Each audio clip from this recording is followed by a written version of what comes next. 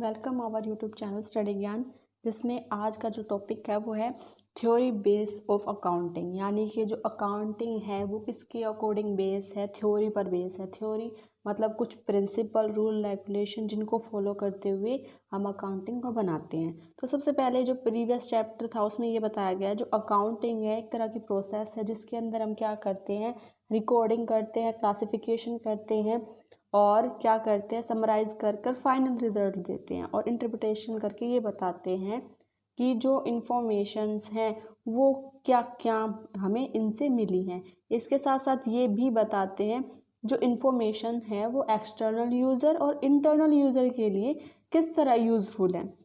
ठीक है, तो याद रखना है इसके अंदर कि जो अकाउंटिंग है जब हम करते हैं तो उसके लिए कुछ प्रिंसिपल बनाए गए हैं। प्रिंसिपल का मतलब ये है कि कुछ रूल रेगुलेशन है जिनको फॉलो करते हुए ही अकाउंटिंग की जाएगी।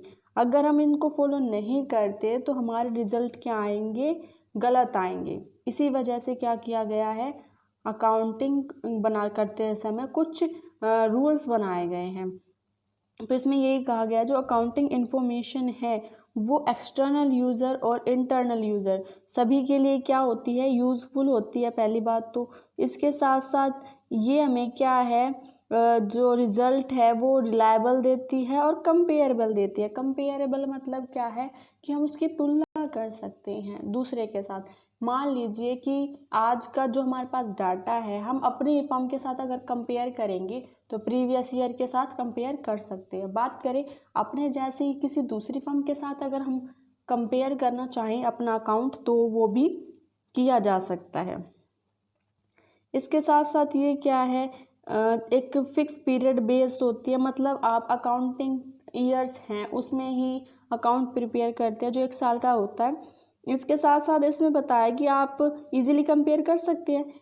जो अगर आप रूल रेगुलेशन प्रिंसिपल को मानते हैं तो उसके अकॉर्डिंग आप क्या करेंगे कि पॉसिबिलिटी है कि जो आपकी फ्रॉड हैं वो क्या हो जाएंगे, कम हो जाएंगे। तो इसमें ये बताया गया है।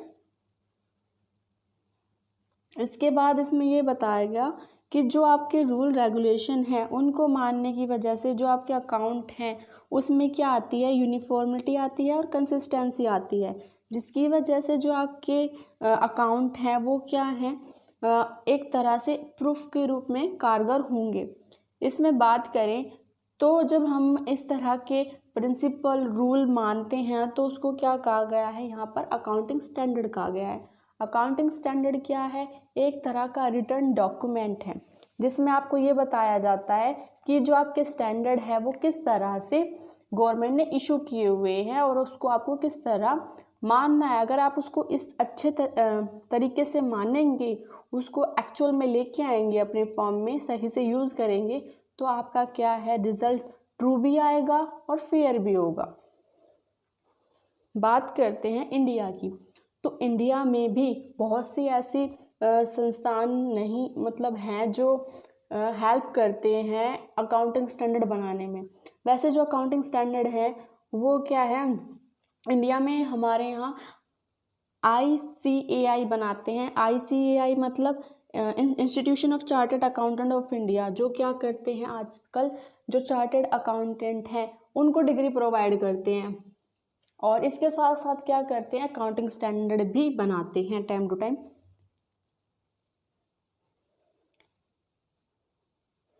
बात करते हैं गैप की। गैप मतलब जर्नली एक्सेप्टेड अकाउंटिंग प्रिंसिपल। जो गैप है वो 2 तरह से डिवाइड किया गया है, जिसके अंदर क्या है, एक तो नेशनल गैप है और एक इंटरनेशनल गैप है। जो नेशनल गैप है उसको अकाउंटिंग स्टैंडर्ड और जो इंटरनेशनल गैप है उसको IAS इंटरनेशनल अकाउंटिंग स्टैंडर्ड कहा गया है। बात करते हैं कंपेयर हम इंडिया के हैं, तो इंडिया के अकॉर्डिंग क्या है, जो इंडिया में माना जाता है वो प्रिपेयर करती है IFRS, जिसमें इंडियन अकाउंटिंग स्टैंडर्ड प्रिपेयर किए जाते हैं।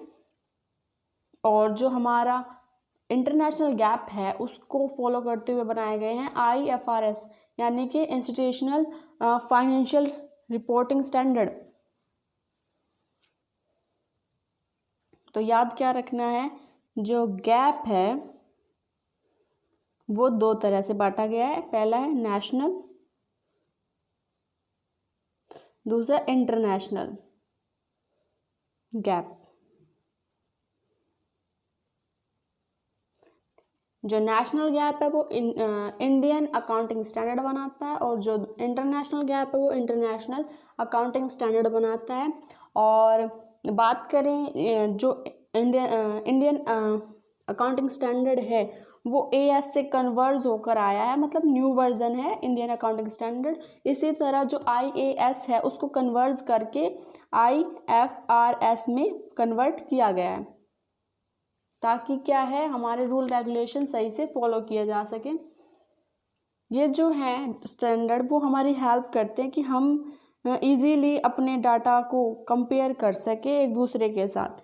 जो गैप है वो क्या करता है, हमारी इस चीज़ में हेल्प करता है कि जो अकाउंटिंग स्टैंडर्ड है वो हमें लॉन्ग टर्म तक सही और मतलब अच्छे रिजल्ट प्रोवाइड करेंगे, क्योंकि हम क्या करेंगे, जो गैप है उसको अपने फॉर्म में लगा दे, मतलब उसको अप्लाई करेंगे। अप्लाई करने की वजह से क्या होगा, जो हमारे अकाउंट्स हैं उनमें क्या आ जाएगी, एक रूपता आ जाएगी। एक रूपता का मतलब क्या है, जितने भी अकाउंट हम बनाएंगे गैप को ध्यान में रख के बनाएंगे। गैप को ध्यान में रख के बनाएंगे तो ये हो ही नहीं सकता कि हमारे किसी तरह का कोई फ्रॉड हो सके। अब बाय चांस अगर कोई फ्रॉड होता भी है तो उसको आसानी से डिडक्ट किया जा सकता है और पता लगा सकते हैं कि कहाँ कौन सा फ्रॉड हुआ है। इसके साथ साथ ये है कि जो हमारे अकाउंटिंग स्टैंडर्ड्स हैं वो 3 तरह से बनाए जा सकते हैं। 3 तरह मतलब या तो खुद, मतलब ये याद रखें कि कौन प्रिपेयर कर सकता है। तो पहला, गवर्नमेंट प्रिपेयर कर सकती है खुद, गवर्नमेंट किसी को अपॉइंट कर सकती है, एजेंसी हो गई, प्राइवेट एजेंसी वगैरह। और तीसरा है कोई प्राइवेट एजेंसी खुद के लिए बनाती है गैप। गवर्नमेंट है, अगर ज़्यादा मान लो कि अगर उसमें ज़्यादा हमारे खर्चे आते हैं तो वो बियर कर सकती है, लेकिन जो प्राइवेट एजेंसीज हैं उनके पास इतने पैसे नहीं होते कि वो इजीली अपना अकाउंटिंग स्टैंडर्ड खुद से प्रिपेयर करें। तो वो क्या है, एजेंसीज की मदद ले सकती है। एजेंसीज क्या करती हैं, कम पैसे में सही से आपको अकाउंटिंग स्टैंडर्ड प्रोवाइड करती है, क्योंकि वो इजीली इसी काम में लगी हुई रहती हैं। अब हमने इतना करा कि अकाउंटिंग स्टैंडर्ड बनाए, इसमें ऑब्जेक्टिव्स आपको नहीं दे रखे कि किस ऑब्जेक्टिव्स के लिए हम जो अकाउंटिंग स्टैंडर्ड्स हैं उनको फॉलो करते हैं। तो याद रखना है कि पहला इसका ऑब्जेक्टिव यही होगा कि यूनिफॉर्म रूल, मतलब यूनिफॉर्म रूल्स है, सभी के लिए एक जैसे होंगे। बात करें तो दूसरा आ जाएगा कंपेरेबल,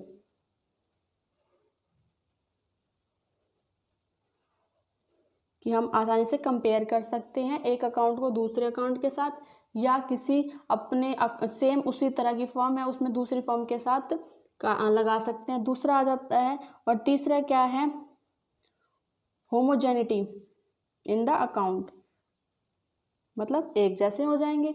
और फोर्थ है अंडरस्टैंडेबल होंगे, हम अंडरस्टैंड, मतलब अगर मान लो कि हमें पता लगाना है कि किस तरह के फ्रॉड हुए हैं तो हम आसानी से अंडरस्टैंड करके बता सकते हैं, हाँ भाई ये रूल है, ये रेगुलेशन के अकॉर्डिंग इस तरह बनाए गए होंगे। और ये हमें क्या देता है, फेयर रिजल्ट देता है, फेयर एंड ट्रू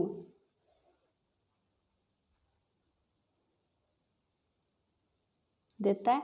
उसके साथ साथ इजी फॉर जजमेंट, हम इससे आसानी से जज कर सकते हैं इसको देखकर।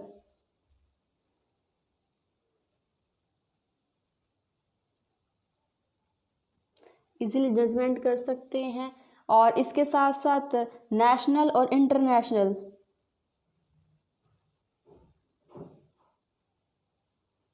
नेशनल इंटरनेशनल लेवल दोनों के लिए क्या है, यूज़फुल है, आसानी से कंपेयर कर सकते हैं।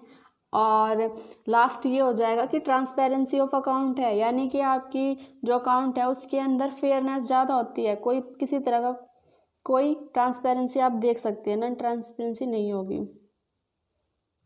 आप पता लगा सकते हैं, मतलब बिल्कुल साफ पता चल जाएगा आपको, ट्रांसपेरेंस होंगे तो। और अकाउंटिंग स्टैंडर्ड की हेल्प से क्या करते हैं, हम पता लगाते हैं कि किस तरह के रूल रेगुलेशंस हैं हम जो फॉलो करते हुए आए हैं। तो बस यही याद रखना है इसके अंदर कि जो हमारे अकाउंटिंग स्टैंडर्ड हैं वो हैं क्या। और बात करें तो इसको ना अलग अलग टर्म से जाना जाता है, अलग अलग, मतलब कुछ लोग इसको प्रिंसिपल कहते हैं और कुछ कहते हैं कन्वेंशन, मॉडिफाइंग प्रिंसिपल, अजम्पशंस, अलग अलग नाम हो सकते हैं, लेकिन हमें याद रखना है कि अकाउंटिंग स्टैंडर्ड कहते हैं और इस तरह की क्या है कि बेसिक थ्योरी है। आई होप इसको समझ गया आप समझ गए होंगे।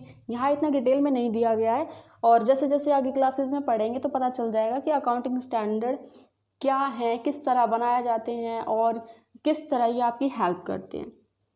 Thank you.